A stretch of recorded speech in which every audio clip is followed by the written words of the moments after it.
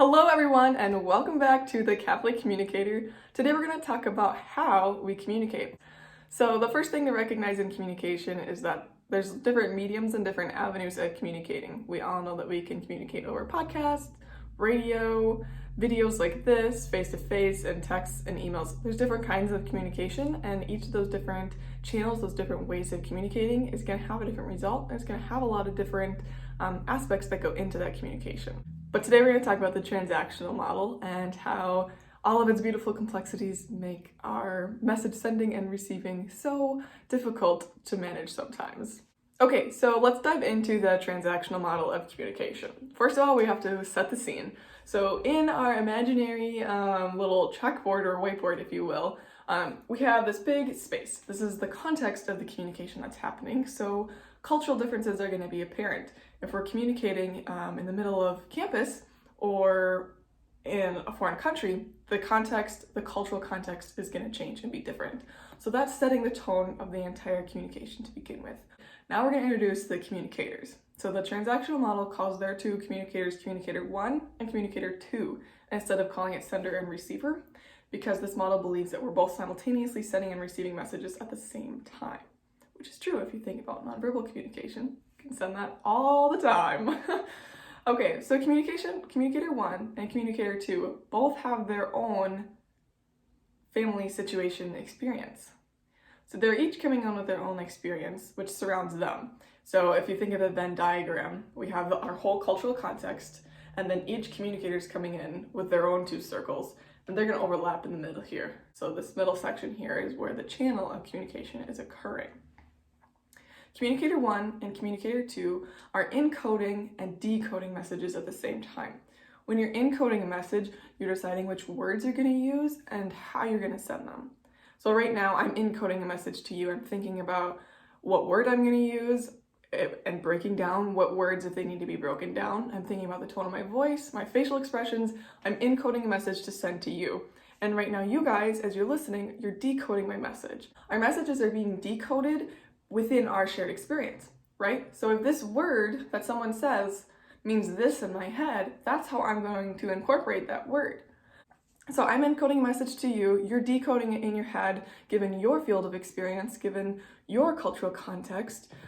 If you're speaking a different language and just reading the subtitles on this, that might be hard to decode the message because you're not receiving it the way that I'm encoding it.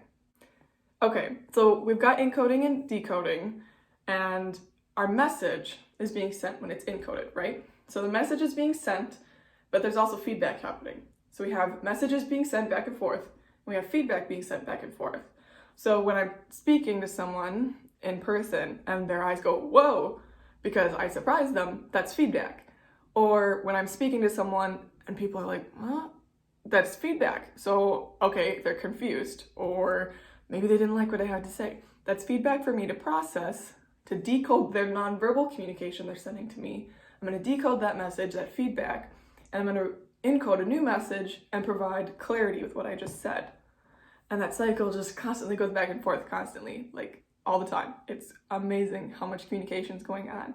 We're always encoding and decoding those messages based off the feedback. Both Communicator 1 and Communicator 2 are sending messages and sending that feedback. So we're receiving and giving at the same time. Now we're also going to add into the mix noise. Noise can be literal physical noise. It can be physiological noise. It can be our mind is wandering. It can be all sorts of different things. But this noise is getting in between our two communicators, right? So in between this channel in the middle of communication where our shared experiences come together, where the messages are being sent and received in the best way possible, we have noise on either side, which can get in the way of those messages. So if I'm speaking to you right now and it's really loud in the hallway you're listening to this to, or your Wi-Fi is not doing very well and so my message is breaking up, that noise is getting in the way of you receiving and then decoding this message that I'm sending. Okay, so let's review again a little bit quicker without all the pauses in between. To set the stage, we have the cultural context, which is where this communication is occurring in the time and in the place it's occurring. Then we have Communicator 1 and Communicator 2. Each of them have their own bubble of shared experience, and in the middle is where the communication is going to occur most effectively usually. Communicator 1 and Communicator 2 are both sending and receiving messages at the same time. They're both encoding and decoding messages at the same time. We also have noise that can get in the way of these communication messages that are being sent, and this noise comes down the middle. It can be anything from physical car honking noise, from a headache, to being really hungry, to being really preoccupied because our significant other just broke up with us. All those different things are noise that can get in the way of our messages being encoded and decoded successfully. Two more bullet points I want to talk about with communication in general is that communication is irreversible. There's absolutely nothing I can do to take away communication that's been sent. Nothing. So really be aware of what kind of communication we're sending to other people, and make sure you choose your words carefully, because you can never take away that communication. Bullet point number 2 is that the impact of your message that you're sending has greater consequences, weighs more than the intent of the message you're sending. So while I may intend to have a certain reaction, if that reaction is interpreted and impacted differently, that is going to have more of a consequence. It's going to have a greater effect than the intent of my message. Nobody knows the intent of my message until I let that intent be known. So again, be very careful about the kinds of words and how you're sending messages. Okay, communication has a lot of aspects going on, and this is only one model. There's different models to look at of how communication works, but this model talks about a lot of the complexities and different areas of our life that communication and noise can occur.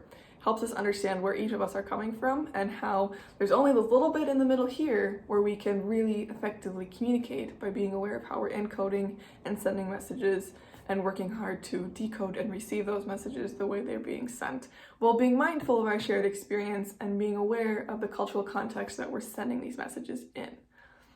I hope this video was helpful for you guys. If you'd like to leave any feedback for me to decode about how you decoded and understood this message, I would really appreciate that, so that I can work to make this experience, this content, the best for you. Because like I said in the first video, this space is for you guys. I want to put goodness in the world, so let me know how I can make it better. And really, any likes or subscriptions or comments to this channel is really appreciated. And I look forward to seeing you guys soon back on the Catholic Communicator.